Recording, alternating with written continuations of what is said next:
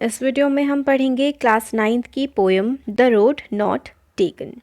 और ये जो पोएम है, इसके जो पोएट हैं उनका नाम है रॉबर्ट फ्रॉस्ट।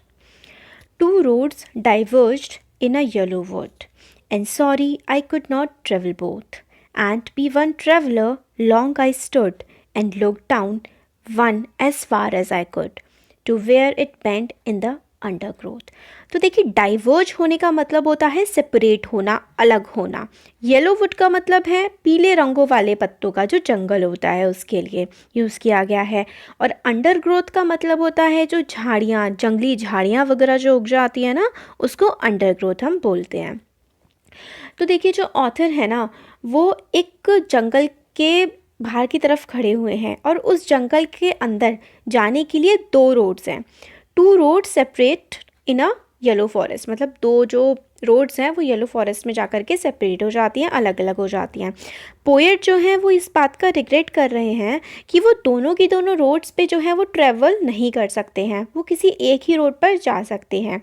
वो बहुत देर तक वहाँ पर खड़े रहते हैं, वो नीचे की तरफ देखते हैं, एक रोड की तरफ, और मतलब काफ़ी ध्यान से वो सोच रहे होते हैं, उस रोड की तरफ देख रहे होते हैं कि वहाँ पर जो रोड है उस पर अंडरग्रोथ है, मतलब उसमें जो वाइल्ड बुशेस, जंगली झाड़ियाँ जो हैं वो खड़ी हुई हैं उन दोनों ही रोड्स पर। और वो ध्यान से सोच रहे होते हैं वो किस रोड से आगे की तरफ जो है वो ट्रैवल करें। Then took the other just as fair and having perhaps the better claim, because it was grassy and wanted wear, though as for that the passing there had warned them really about the same. फिर वो देखते हैं कि एक जो रास्ता है उस पे जो होती है वो घास काफ़ी ज़्यादा होती है और एक पर शायद थोड़ी सी कम होती है। एक रास्ते पे ज़्यादा लोगों ने ट्रैवल किया होता है जिसकी घास दबी हुई सी होती है, और एक रास्ते पे कम लोगों ने ट्रैवल किया होता है। क्लेम का मतलब होता है अधिकार, वियर का मतलब होता है घिस जाना, अबाउट द सेम मतलब इक्वली, एक ही समान रूप से आप कह सकते हैं। फिर जो ऑथर हैं वो सोच रहे होते हैं कौन सी रोड लें। एक रोड पे ज़्यादा लोग चले हुए थे और एक रोड पे कम थे, तो ऑथर ने सोचा जिस रोड पे कम लोग चले हैं, द रोड नॉट टेकन, मतलब जिस रोड पे कम लोग चले हुए हैं उस पे उन्होंने चलने का जो है वो फैसला कर लिया। क्योंकि उन्होंने देखा जो दूसरी रोड थी वो सुंदर भी थी, और वो सोचते हैं कि शायद इस रोड पर मेरा ज़्यादा हक है, क्योंकि इसकी जो घास है वो काफ़ी हरी भरी सी है और काफ़ी कम ये घिसी हुई भी है। और मगर अगर चलने का ही प्रश्न आता है तो इस रोड पर भी काफ़ी लोग चले हुए थे, मगर फिर भी ये जो रोड है वो हरी भरी काफ़ी अच्छी दिखाई दे रही थी, और दो रोड के कंपैरिजन में जिस रोड पर ऑथर ने जाने का सोचा वो कम लोग उस पर चले थे। And both that morning equally lay in leaves, no step had trodden black. Oh, I kept the first for another day, yet knowing how ways lead on to way, I doubted if I should ever come back. तो देखिए, trodden का मतलब पहले हम लोग जान लेते हैं। ट्रॉडन का मतलब होता है क्रश्ड, कुचला हुआ। अनदर डे के बारे में अगर यहाँ पे बात करी जा रही है तो ये एक अनदर बर्थ के बारे में वो बात कर रहे हैं, क्योंकि ऑथर को कहीं ना कहीं लग रहा है कि एक बार अगर उन्होंने एक रोड ले ली तो शायद वो दोबारा वापस नहीं आ पाएंगे दूसरी रोड पर चलने के लिए। तो उस सुबह जब ये ऑथर सोच रहे थे, दोनों ही जो सड़कें थी वो समान बिल्कुल एक तरह रूप से जो है वो पत्तों से ढकी हुई थी। एक रोड थी जिसपे जो पत्ते थे वो कुछ कुचले हुए नहीं थे, और एक रोड पे ऐसा लग रहा था कि कुछ कुचले हुए से पत्ते पड़े हुए हैं। फिर तो पहली सड़क जो है वो उन्होंने दूसरे दिन के लिए जो है वो रख ली थी। वो दूसरी सड़क पे चलना चाहते थे, क्यों?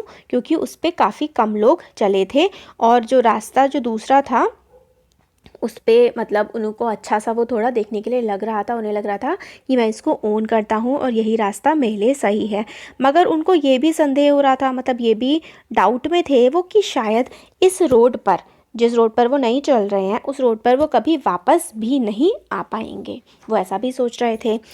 तो I shall be telling this with a sigh. Sigh का मतलब होता है डीप ब्रेथ लेना। Somewhere ages and ages hence two roads diverged in a wood, and I took the one less traveled by and that has made all the difference. फिर देखिए साई का मतलब deep breath होता है, एजेस एंड एजेस का मतलब होता है लॉन्ग पीरियड्स, बहुत ही लंबे समय तक। तो फिर वो कहते हैं अब से काफ़ी युगों के बाद भी मैं ये बोल सकता हूँ कि ये जो जंगल है ये दो सड़कों के से अलग अलग होता है, और जो भी मेरी ज़िंदगी में जो अंतर आया है वो इसी वजह से आया है, जो रोड मैंने अपने लिए चुनी थी वो कम लोग चुनते थे, और यही जो डिफरेंस आया है मेरी ज़िंदगी में वो इसी रोड को चुनने की वजह से आया है।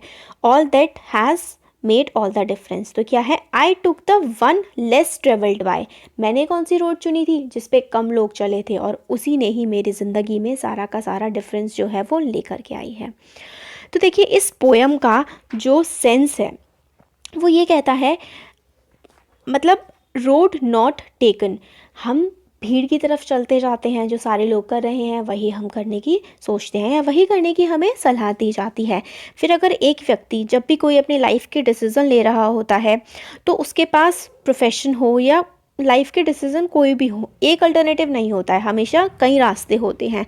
हम लोगों को बहुत सोच समझ करके चुनना होता है कि हम कहाँ पर चलें, ज़रूरी नहीं है उसी रास्ते पर चला जाए जिस पर सब चल रहे हैं। रोड नॉट टेकन या फिर रोड लेस टेकन, आपके प्रोफेशन में, आपके करियर में, आपकी हर चीज़ में आप अपने दिल की सुन करके काम करेंगे तो शायद वो आपकी लाइफ में आपके लिए ज़्यादा अच्छा होगा। जैसे कि ऑथर भी लास्ट में कहते हैं कि जो उन्होंने रोड लेस टेकन या फिर रोड नॉट टेकन जो उन्होंने चुनी थी वो उनकी लाइफ में उसने ही सारा का सारा डिफरेंस बनाया था। नॉट टेकन जो उन्होंने नहीं ली रोड, और जो इस राह पे वो चले उसी की वजह से उनकी ज़िंदगी में सारा जो है अंतर वो आया था। तो आपको कैसा लगा कमेंट सेक्शन में कमेंट करके बता सकते हैं। अच्छा लगा तो वीडियो को लाइक करिए, चैनल को सब्सक्राइब करिए और अपने फ्रेंड्स के साथ भी शेयर करिएगा। Thank you.